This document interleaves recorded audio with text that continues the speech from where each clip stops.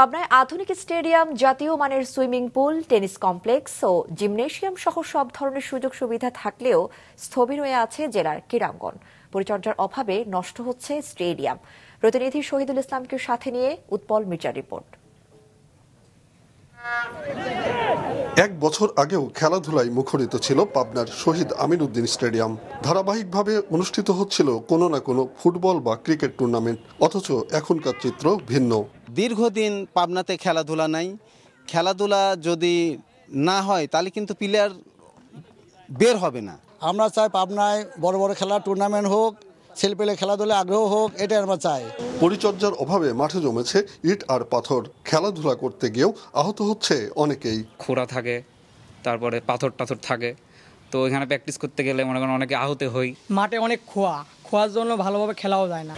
বীর মুক্তিযোদ্ধা রফিকুল ইসলাম বকুল সুইমিং পুলটি হচ্ছে দেশের অন্যতম জাতীয় মান সম্পন্ন একটি সুইমিং পুল, যেখানে আছে আধুনিক গ্যালারি ও ওয়াটার ট্রিটমেন্ট প্লান্ট। অথচ সাঁতার প্রশিক্ষণ ছাড়া এখানে অনুষ্ঠিত হয়নি কোনো প্রতিযোগিতা। সাঁতারে রয়েছে এই জেলার গৌরবময় সোনালী অতীত।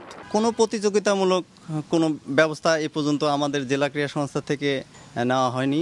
বিজনেসের দিকে জেলা ক্রীড়া এমনভাবে ছুটছে, আসলে এখানে যে খেলোয়াড় তৈরি হবে সেই টেন্ডেন্সি তারা ভুলে যাচ্ছে। এক্সপার্ট প্রশিক্ষক এখানে নাই, যার জন্য এইটার বিঘ্ন ঘটতেছে।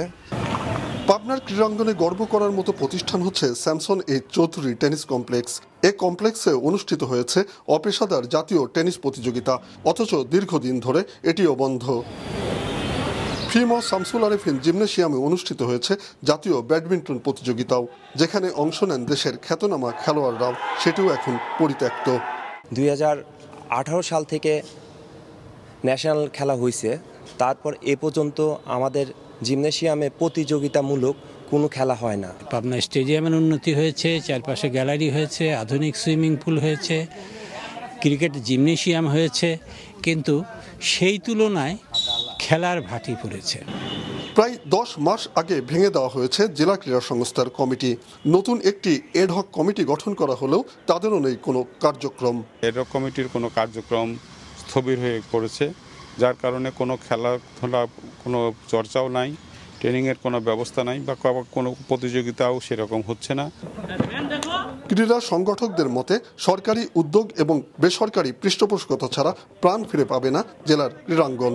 পাবনার খেলাধুলার ব্যাপারে পৃষ্ঠপোষকতা একমাত্র জনাব অঞ্জন চৌধুরী করে থাকেন, এবং তিনি পাবনার ক্রীড়াঙ্গনটা তিনি ধরে রেখেছেন।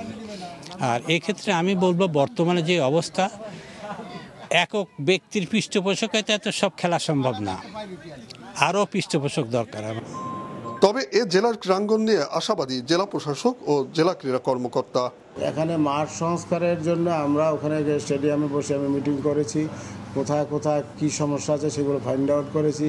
যে দরজাটা খোলা ছিল সেটা আমরা বন্ধ করেছি, এখানে অবৈধ অনুপ্রবেশ ছিল সেটা আমরা বন্ধ করেছি। ক্রীড়া কর্মকাণ্ড পরিচালনার একটা উন্নত পরিবেশ, সুন্দর পরিবেশ নিশ্চিত করেছি।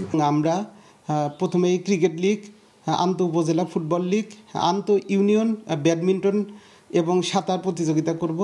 এর মাধ্যমে আমরা মনে করব যে পাবনা জেলা ক্রীড়া সংস্থা আগের মতো তার হারানো ঐতিহ্য ফিরে পাবে। স্বাধীনতা উত্তরকাল থেকে পাবনার বিভিন্ন লিগ টুর্নামেন্টে ধারাবাহিকভাবে পৃষ্ঠপোষকতা দিয়ে আসছে স্কোয়াড গ্রুপ। এই গ্রুপের পাশাপাশি খেলাধুলার বিকাশে অন্যদের এগিয়ে আসা প্রয়োজন বলে মনে করেন স্থানীয় ক্রীড়া সংগঠকেরা। উৎপল মির্জা, মাছরাঙা সংবাদ, পাবনা।